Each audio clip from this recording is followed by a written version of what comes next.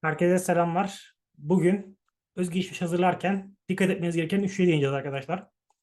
Videoya başlamadan önce bu videoyu beğenip kanalımıza abone olursanız bizim için daha fazla içeriği geliştirme ve daha farklı içerikler yapma konusunda bize destek olabilirsiniz.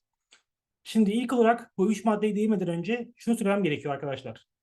Bunlar yani bu 3 şey sizin için aslında belli bir yapının, belli bir aslında özelliklerin devamı olacak. Dolayısıyla bu üç şeyin, bu üç maddenin size gerçekten artı katması için, sizi istediğiniz işlerde ulaştırması için o işlere daha öncesinde o ilanın temel yapılarını da aslında uymanız gerekiyor. Nedir bu? Mesela deneyim konusu. Eğer sizin başvuru yaptığınız şirketin gereken nitelikleri, gereken buna ne diyelim deneyim süresi, sizin deneyim sürenize uyuşmuyorsa o zaman bu üç maddenin ya da başka herhangi bir şeyin zaten faydası olmayacaktır. Örneğin şirket diyor ki bana işte bu konuda 5 yıllık deneyim olan birisi lazım. Şimdi siz bir yıllık deneyiminizde oraya başvurduğunuzda zaten ne yaparsınız yapın kabul alma şansınız çok çok düşük. Dolayısıyla bunlar aslında sizin aynı piyasa koşullarında rekabet ettiğinizi varsayılarak söylenmiş şeyler, söylenecek şeyler daha doğrusu. Bunu özellikle belirtiyorum çünkü diğer türlü şöyle bir şey olabilir yani şöyle bir yanlış anlaşılma olabilir. Ya benim deneyimime ihtiyacım yok. İşte deneyim olmasa da olur bu iş için. 3 yıl arıyor ama problem değil. Ben yeter ki bu 3 şeyi hayata geçireyim. Yani bu yanlış olur. Çok doğru bir tanım olmaz. Bu videodaki içeriklerin size daha iyi sonuç vermesi için bence arkadaşlar mümkün olduğunca o şirketin ana beklentilerini karşılayıp sonrasında bunları hayata geçirmeniz gerekiyor. Şimdi ilk madde motivasyon mektubu. Buna cover letter da diyorlar. Daha çok Amerika'da. Şimdi buradaki olay şu. Şirketi mümkün olduğunca motive etmen. Yani daha çok kendine motive olduğunu hissettirebilmen. Peki buna niye ihtiyaç var? Bunun arkadaşlar en önemli ihtiyaç olmasının sebeplerinden bir tanesi şu. Şirket kendi hikayesiyle uyumlu kişileri arıyor. Bu her şirket için geçerli. Her sektörde ve her şirkette. Aynı şekilde tabii kurum ve kuruluşlarda da böyle. O yapıların amacı şu. Buraya gelen kişi bizim ekibimizin bir parçası olsun ve bazen buna ilave olarak o ekibi yükseltmesini de isteyebiliyorlar. Şimdi burada iki farklı bakış açısı var.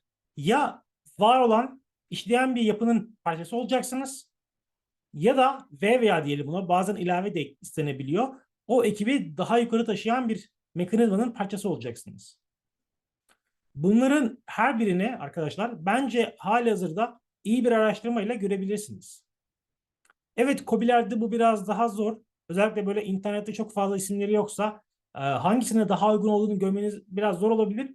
Ama orada da biraz daha sektör bazlı hedeflerinizi, sektör bazlı beklentilerinizi anlatabilirsiniz karşı tarafa.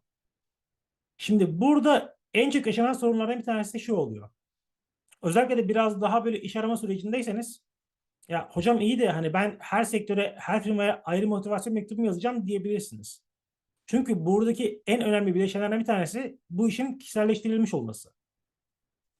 Buna çok fazla gerek yok. Yani tabii ki eğer böyle olsa daha güzel olur, daha tatlı olur. Sonuç alma şansınız daha da yükselir. Ama elbette ben de biliyorum ki ben de yaşamış birisi olarak bunu biliyorum sizlerin hislerini. Eğer halihazırda iş arama sürecindeyseniz zaten onlarla şirkete muhtemelen başvuru atıyorsunuz. Bunların her birine tek tek mektup yazma şansınız yok. Burada arkadaşlar şunu önerebilirim. Sektör bazlı ya da büyüklük bazlı çalışmalar yaparak en azından böyle 5-6 farklı mektup türüyle kendinizi burada ön plana çıkartabilirsiniz. Neden bahsediyorum? Örneğin dersiniz ki A sektöründeki işte A ölçeğinde firmalara şu mektup.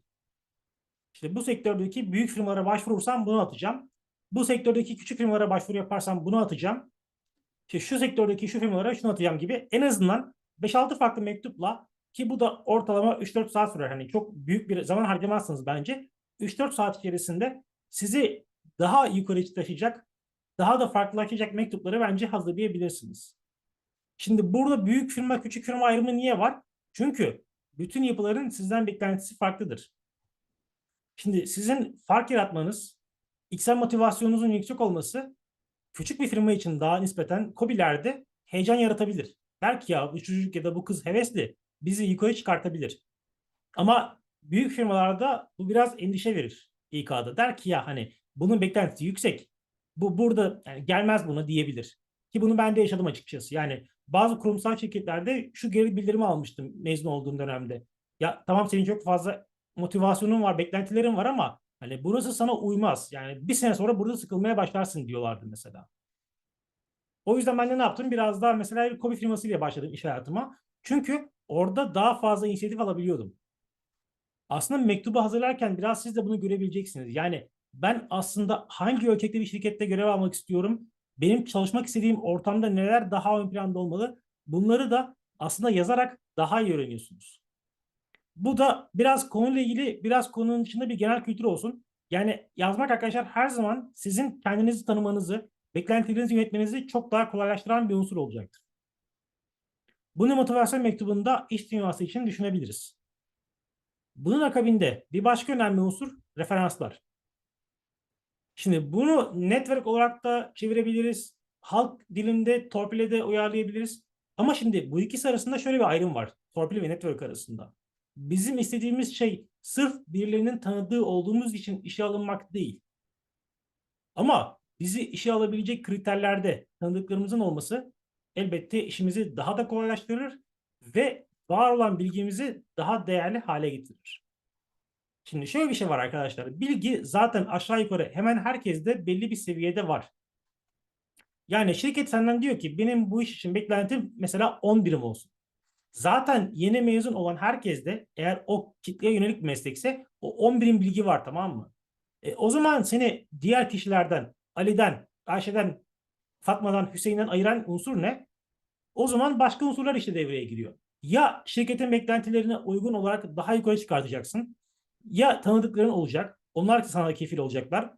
Çünkü bu normal bir şey arkadaşlar. Yani eğer şirketinizde çalışan biri varsa ve o çalışan kişi temiz birisi ise, böyle güzel iş çıkartıyorsa onun referans olduğu birini almaya tercih edersin. Dersin ki ya bu kişi güzel çalışıyor.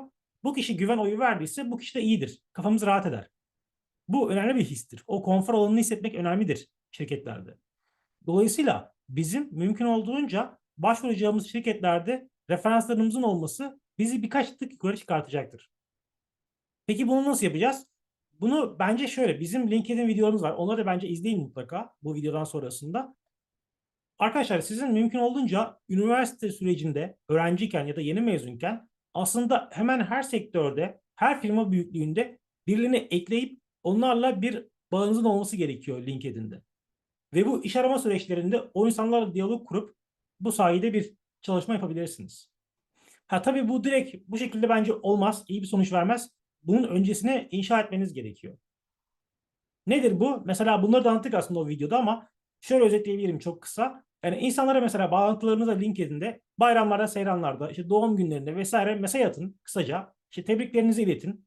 Eğer böyle güzel bir post paylaştıysa işte yeni bir işim oldu vesaire, yeni bir işte hayata giriş yaptım, terfi aldım gibi oralarda bir tebrik mesajı atın.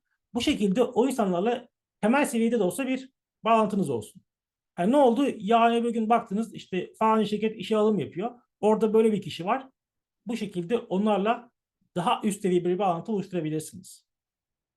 Tabii bunun haricinde içerik üretip o insanlarla bu içerikler üzerinden bir network oluşturmak da aynı şekilde çok değerli.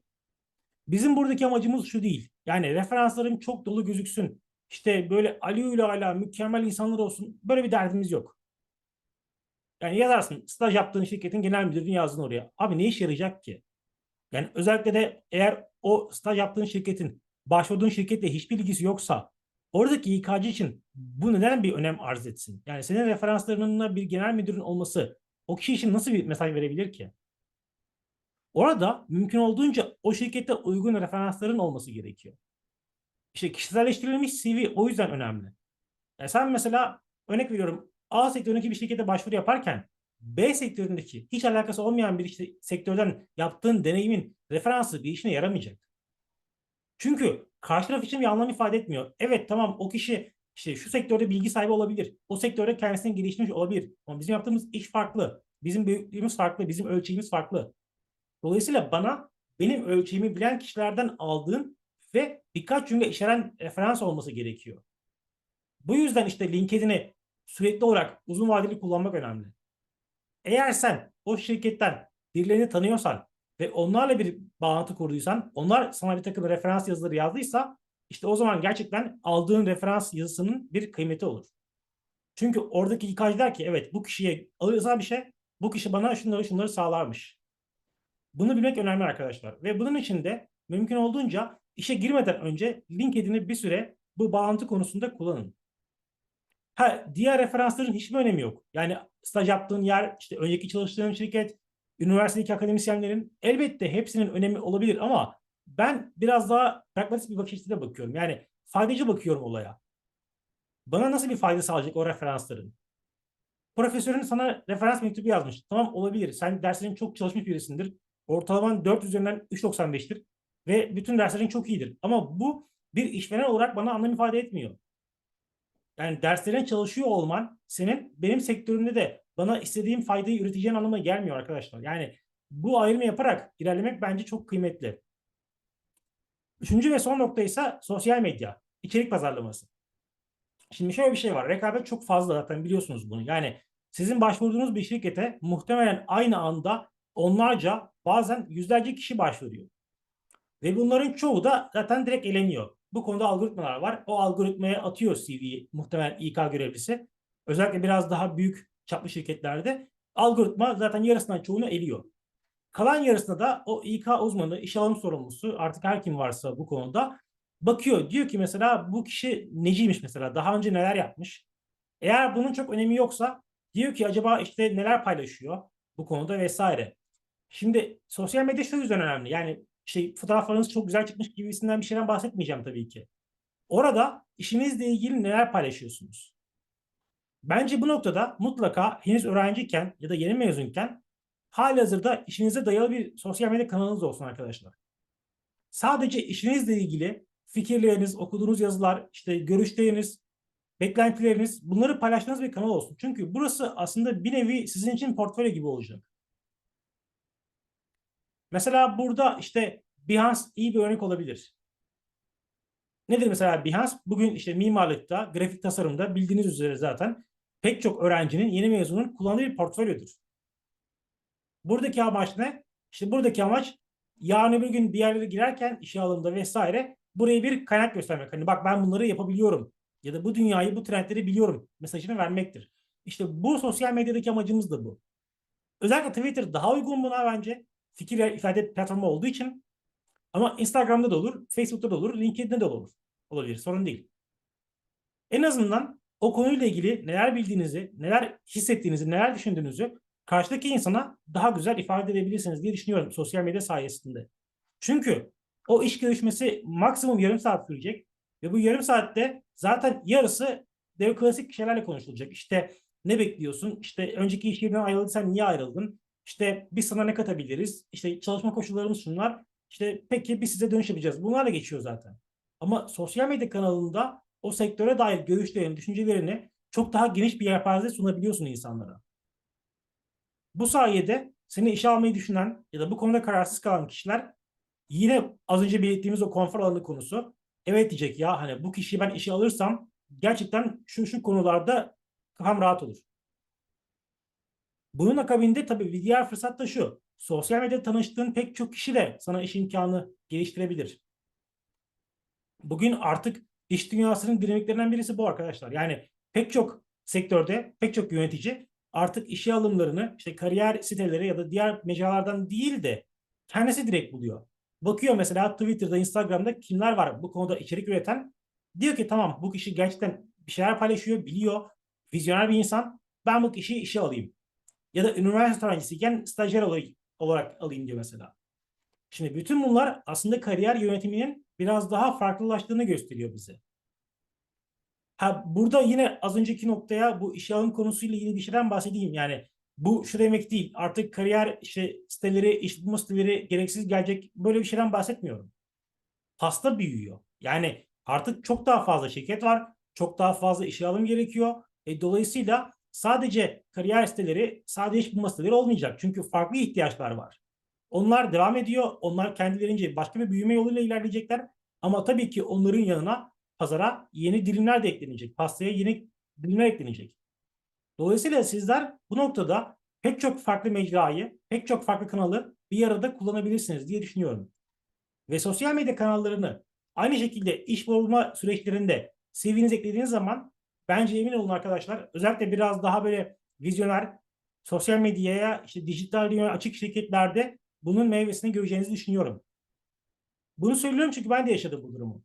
Mesela gittiğim bir iş görüşmesinde Kariyer Stüdyo'nun sayfalarından birini takip ediyormuş oradaki yönetici. Ve şey demiştim mesela, ya ben de takip ediyorum sizin sayfanızı, işte siz bir ekip değil miydiniz vesaire demiştim mesela bana. Yok demiştim o dönem, ben daha sayfa yeni açtığım günlerdeydi, haftalardaydı. Yok dedim, hani ben sadece tek iş olarak yönetiyorum falan. O mesela hakikaten bayağı etkili olmuştu o görüşmede. Sonra iş olmadı, ayrı konu da. Yani o noktada hakikaten karşı tarafla bir köprü kurmanızı sağlıyor arkadaşlar. Köprülerden biri diyelim buna. Yani bu ne? Baştaki şeyi uygulamak istiyorum. Bu, eğer siz gerçekten şirketin temel beklentilerini karşılıyorsanız işe yarar bu üç madde. Deneyimse deneyim ya da başka bir unsursa başka bir unsur. Mesela şirket der ki benim takıntılı olduğum konu işte bana yakın olacak o kişi. Ben yol çekmek istemiyorum mesela. Şimdi durum böyleyse bu üç madde işe yaramayabilir.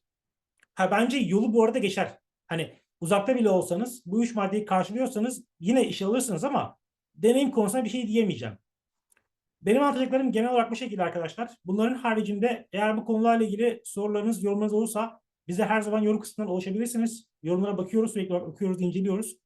Bunun akabinde tekrar belirtmek üzere, bunu belirtmem gerekiyor sanırım. Biraz YouTube'un gereği olarak videoyu beğenip kanalımıza abone olursanız bizi daha fazla video üretmek, daha farklı konulara değinmek için bize ilham verebilirsiniz. Bizi bu konuda motive edebilirsiniz. Ayrıca konu başlığı önerisi de her zaman açığımız bu konuda. Açığız diyelim ya da buna. Her zaman yeni konuları bize önerebilirsiniz. İşte şunu değinmelisiniz, şunu değinmenizi istiyoruz vesaire gibi. Onları da yorumlardan bekliyoruz. Önümüzdeki videolarda görüşmek üzere diyelim arkadaşlar. Şimdilik hoşça kalın.